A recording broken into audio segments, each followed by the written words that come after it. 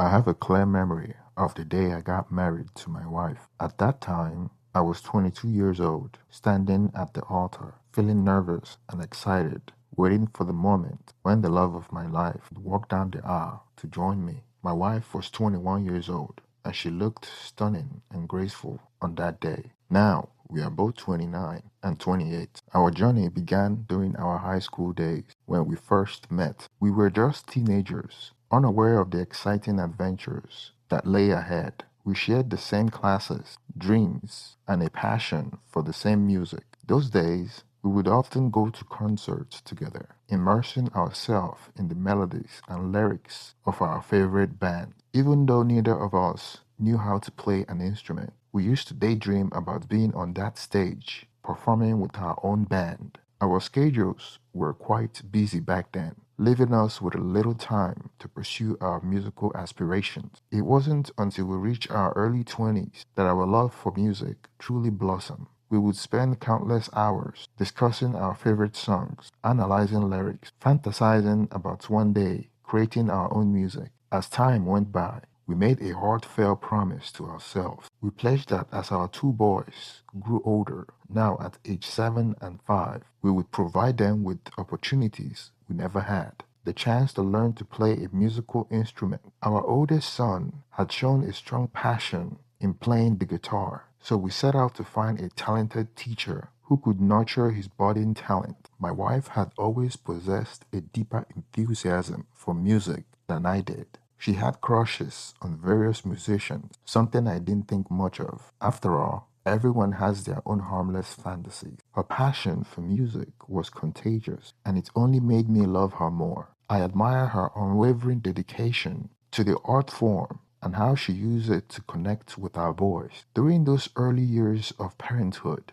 my wife worked part-time at the local high school, which left her with plenty of free time to bond with our boys. She became their musical inspiration, introducing them to the magic of music. She would play their favorite tunes on the stereo, and as they danced around the living room, she would sing along, creating beautiful memories filled with laughter and joy. When our son reached the age of 7, my wife and I believed it was the perfect moment to keep our promise and get him into a music class. We wanted to support his growing interest in playing the guitar, but as we pondered our option, my wife had a particular musician in mind, someone she claimed to have noticed performing at a bar. During one of those rare nights we managed to go out together. Little did I know that my wife had taken the initiative that night to approach this musician and exchange contact information. They had struck up a conversation about music, and she had even managed to negotiate an arrangement for guitar lessons with him. She claimed that she had kept all this a secret, waiting for just the right moment to surprise me with the news. I can vividly recall the evening she chose to unveil her plan. It was a cozy night at home. The kids were snugged in their beds, and we were sitting on the couch, enjoying a glass of wine. She had a mischievous sparkle in her eye as she began to talk about our son's upcoming music lessons. You know, she started, a thoughtful look on her face. I have been giving some serious thoughts to who might be the perfect teacher for our young guitarist. I leaned in, intrigued. Who are you thinking of? A smile played on her lips as she admitted, remember that musician we caught performing at the bar a while ago? The one who wowed us with the incredible guitar solo. Recognition dawned on me. Yeah, I remember him. With enthusiasm in her voice, she nodded and said, well, I have actually been in contact with him, and he's agreed to give our son guitar lessons. I was taken aback by the surprise, but unsure about her initiative. You did all this behind the scenes? She chuckled and confirmed my suspicion. I wanted it to be a surprise for both of you. I truly believe he's the perfect teacher for our son, and I know our little one will learn a lot from him. We spent the remainder of the evening hashing out the details of this arrangement. My wife had already negotiated a fair price, and it seemed like our son's guitar lessons were becoming a reality. As the weeks went by and our son's guitar lesson commenced, I couldn't shake a growing sense of unease about the situation. My wife had been adamant about hiring the musician from the bar, And although I trusted her judgment in many aspects of life, my instincts were telling me that something didn't quite sit right with this particular choice. I made up my mind to meet the musician in person during one of our son's guitar lessons. When I entered his apartment after he invited us, he was dressed in a rock and roll t-shirt and sporting a meticulously groomed beard. He greeted me with a warm smile, but something still felt off to me. To my perception, he appeared to be more focused on his image and charisma than on his musical expertise. As I observed the lesson, I noticed that while he did possess a certain level of skills, he didn't quite match the level my wife had portrayed. He had musical knowledge, but he didn't strike me as a seasoned professional she had described. No wonder I didn't notice him at the bar when he last played for the crowd. He seemed like he relied on his looks and the attention he received from his female students rather than his actual musical talent. What troubled me more was the dynamics between my wife and the musician. There was an undeniable chemistry between them, a connection that extended beyond the typical professional relationship. They exchanged lingering glance and shared laughter over inside joke, and this only intensified my growing unease. I resolved to have an open and honest conversation with my wife about the concern nagging at me. I voiced my doubts regarding the musician's qualification and my discomfort with the way they seemed to gaze at each other. However, my wife brushed aside my worries, attributing them to jealousy. Without any concrete evidence of wrongdoing, I reluctantly tried to convince myself that I might be overreacting. I allowed our son to continue with his guitar lessons, promising myself that I would stay vigilant and watch for any warning signs. It was a tough decision to make, torn between placing trust in my wife's judgment and listening to my own instincts. I hoped that as time passed, my reservation would fade and our son would indeed benefit from the lesson, as my wife believed. Nevertheless, deep down, a lingering unease persisted, and I couldn't shake the feeling that there was more to the situation than what met the eye. As the week passed, our son's guitar lessons started to become more frequent and lengthier, with my wife taking on the responsibility of getting him to these sessions. Initially, the lesson lasted for 2 hours, but before long, they stretched to three. While I recognized the importance of nurturing our son's musical talent, these prolonged lessons began to raise some concerns in my mind. With my wife being away during these extended sessions, I found myself entrusted with looking after our 5-year-old son.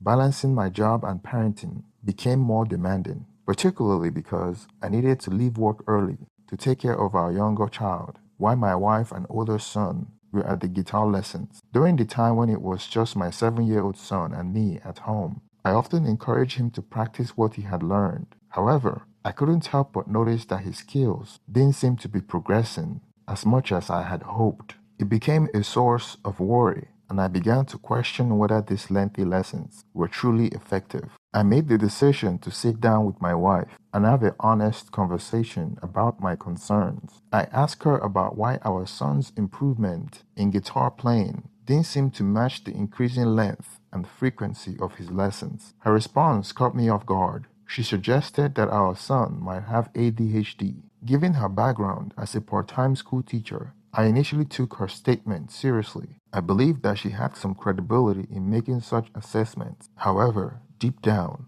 I harbored doubts about her diagnosis. I haven't observed any of the typical signs of ADHD in our son. He is a bright and focused child, and I couldn't help but wonder if my wife was searching for an explanation that didn't quite fit the situation. Both of us placed great importance in our son's musical education, but I couldn't ignore the persistent feeling that something wasn't quite right. I needed to strike a balance between having faith in my wife's judgment and seeking a clearer understanding of our son's progress. It was a complex situation that demanded careful consideration and communication to ensure that our son's best interests remained our top priority. One day, I decided to have a talk with my son to understand why he didn't seem to be making progress, despite the extensive training he was supposedly receiving. To my astonishment, my son revealed that he spent most of his time with my wife's parents. His revelation left me shocked and deeply concerned. How could my wife and the musician have led me to believe that our son was undergoing intensive guitar training for hours each week, when, according to my son, they barely practiced for a few minutes before my wife dropped him off at her parents' house. This stark difference between what I had been told and the actual reality of the situation sparked a rush of urgency and frustration within me. I couldn't shake the feeling that something was seriously amiss. Moreover, I noticed that there was an unusual transaction on my credit card where $100 was withdrawn and then reimbursed in 24 hours, sometimes every week, which coincided with the days my son went for his lessons. With determination to get to the bottom of things, I initiated my own investigation. I began to discreetly check in my wife's schedule and the musician's availability during the supposed lesson times. It didn't take long for me to discover that my wife's action did not match the story she had been presenting to me. It seemed she had been misrepresenting the situation, and I couldn't comprehend the reason behind her actions. I recognized that I couldn't avoid confronting my wife about the unsettling discovery I had made. However, I was determined to understand her motivation and intention before jumping to conclusion. The weight of my suspicion and the imperative to discover the truth eventually drove me to take drastic action. I arranged for a babysitter to care for our younger son, giving me the opportunity to discreetly trail my wife during her next scheduled music training session with our older son. The music training was meant to happen at the musician's house, and it didn't take long for me to sense that something was awry. As my wife and our son arrived, I discovered that the musician had a girlfriend and a daughter from a previous relationship living with him. This added yet another layer of complexity to the already complicated situation. During that training session, which lasted a mere 15 minutes, my wife dropped off our son at her mother's house. What unfolded next confirmed my worst fears. My wife left her car at her mom's place, and the musician arrived to pick up my wife after she dropped off our son. The pieces of the puzzle clicked into place, and the truth became painfully undeniable. I followed them, my heart weighed down by a profound sense of betrayal and anger, to a bar located across town. They strolled hand in hand into the bar. There was no mistaking the nature of their relationship. They carried themselves with confidence, the demeanor of a couple deeply in love. After spending a few minutes at the bar, they walked hand in hand to a cheap motel nearby, which explained why I was receiving a charge on my credit card from a hotel. Feeling deceived, humiliated, and consumed with rage, I could hardly believe my eyes. To confirm my suspicions, I decided to call my wife. When she answered, I inquired about her whereabouts, fully aware what she would say. She replied, "Oh, I am still at our son's practice." Her blatant lie was a devastating blow. It felt as though my world was crumbling around me as I grasped the extent of the betrayal, not just towards me, but also toward our son, who had been unwittingly caught in the midst of this deception. It was a profoundly painful moment that would forever alter the trajectory of our family's life. I knew that I had to confront my wife about her action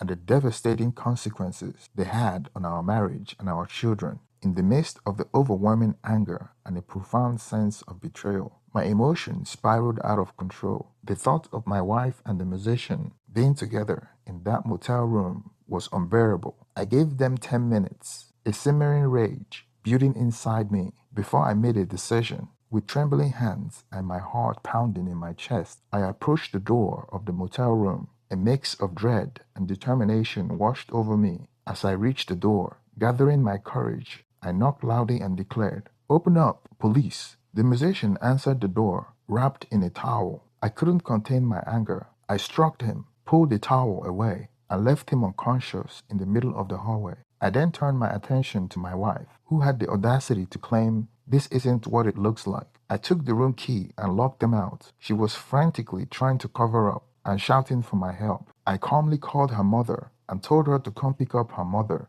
During the call, she overheard me describing how I caught her with someone claiming to be a musician, and that I will be filing for divorce on Monday. I got into my car and drove to the motel office, informing them that I'll be mailing them the key and warning them not to let them back into the room, as the credit card she has used was now reported as stolen. The motel staff informed me that they will be contacting the police. I then went to her mother's house to pick up my son and brought him home. The motel staff opened the door for her to take her things, but subsequently kicked both of them out. My wife returned home the next day, tearful and begging for forgiveness, admitting her mistake. However, I made the difficult decision to ask her to leave the house and stay with her mother. The following day, I consulted a lawyer and initiated divorce proceedings. Thank you for staying to the end of this video. Please support this channel by liking and also subscribing. Now let's get some reaction in the comment section. Thank you and have a wonderful